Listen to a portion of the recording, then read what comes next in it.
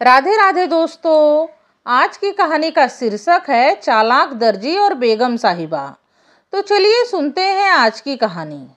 एक बार बादशाह अकबर की बेगम साहिबा को चीन की महारानी ने एक बहुमूल्य सिल्क के कपड़े का थान भेंट में दिया था।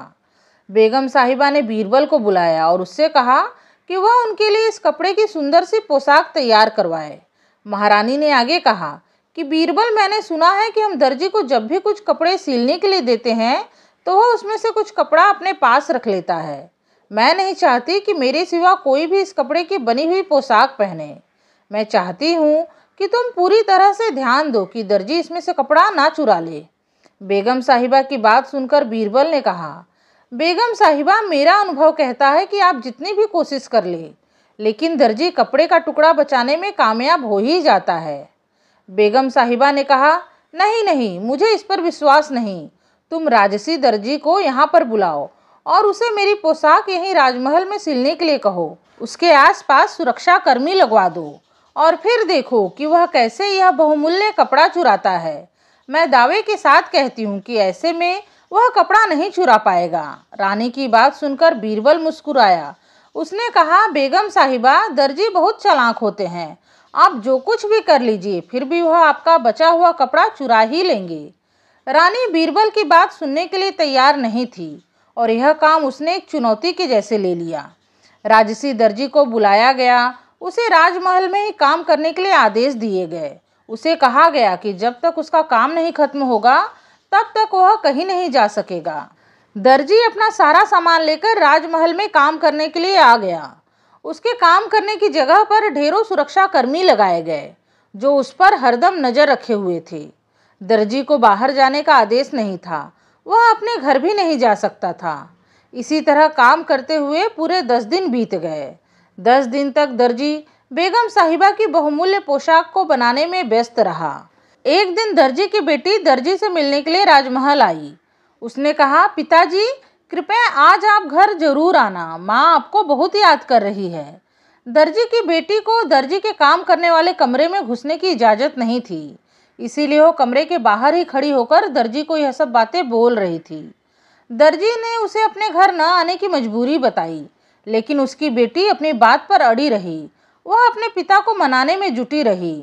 अपनी बेटी की बातों को बार बार सुनकर दर्जी को गुस्सा आ गया और गुस्से में उसने अपना जूता निकालकर लड़की की तरफ फेंका। दर्जी ने कहा, मूर्ख लड़की, कितनी बार मैंने तुम्हें कहा कि मैं घर नहीं आ सकता। तुम्हें समझ क्यों नहीं आता? तुम सुनती क्यों नहीं हो?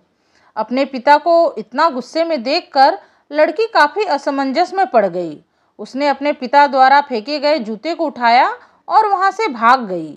आखिरकार दर्जी की 15 दिनों की मेहनत के बाद वह अनमोल पोशाक बनकर तैयार हो गई। उस पोशाक को देखकर बेगम साहिबा बहुत खुश हुई। रानी ने दर्जी को अच्छा खासा इनाम दिया। राजमहल छोड़ने से पहले दर्जी की सुरक्षा कर्मियों ने पूरी तरह से जांच की। रानी बहुत खुश थी कि पूरे राज्य में उसकी पोशाक सबसे अलग और सुंदर होगी। एक दिन रानी बाजार में अपनी राजसी बग्गी में कहीं जा रही थी कि अचानक से उसने देखा कि एक महिला ने उसके बहुमूल्य कपड़े से मिलते हुए कपड़े का ब्लाउज पहना हुआ है। यह देखकर बेगम साहिबा को बड़ा आश्चर्य हुआ। उसने अपने सुरक्षा कर्मियों को आदेश दिया कि उस महिला को पकड़कर तुरंत राजमहल में हाजिर किया जाए। महिला जब राजमहल आई तो बेगम साहिबा ने उससे पूछा कि तुम कौन हो?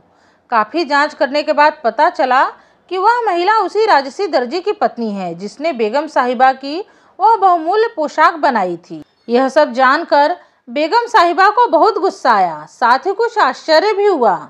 उसने तुरंत दर्जी को राजमहल में हाजिर होने का आदेश भिजवाया।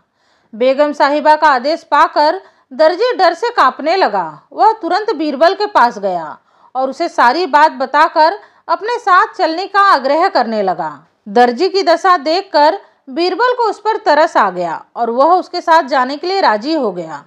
राजमहल पहुंचकर देखा तो बेगम साहिबा बहुत गुस्से में थी, लेकिन बीरबल ने अपनी सूझबूझ से बेगम साहिबा के गुस्से को शांत किया। बीरबल ने कहा, बेगम साहिबा, यह दर्जी का कसूर नहीं है। दर्जी इसी तरह के होते हैं, कृपया उसे माफ कर दीजिए। बेगम साहिबा ने कुछ समय के लिए सोचा और फिर दर्जी से पूछा, मैं तुम्हें माफ कर दूंगी, लेकिन पहले तुम ये बताओ कि तुमने कैसे यह कपड़ा मेरे राजमहल से चोरी कर लिया। बेगम साहिबा की बात का जवाब देते हुए दर्जी ने कहा, हुजूर, जब मेरी बेटी मुझे बुलाने आई थी तब मैंने गुस्से में होने का नाटक किया था और उसकी तरफ जब मैंने अपना जूता फेंका तब मैंने जूते में कपड़े का टुकड़ा रख दिया था और यहाँ आने से पहले मैंने अपनी योजना अपनी बेटी को अच्छी तरह समझा दिया था। इसीलिए जब मैंने उसकी तरफ जूता फेंका तब वो तुरंत जूते को उठाकर राजमहल से भाग गई। पूरी बात बताकर दर्जी ने अपना सिर झुका लिया।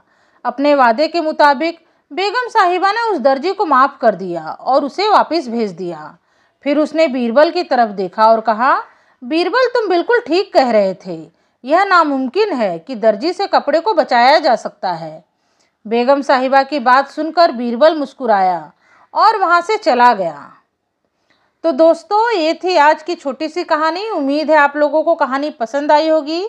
कहानी पसंद आई है तो प्लीज़ इस वीडियो को लाइक करके मेरे चैनल को सब्सक्राइब कर लीजिएगा। आपसे मिलूंगी अपने अगले वीडियो में एक नई कथा कहानी के साथ। तब तक के लिए राधे राधे, धन्यवाद।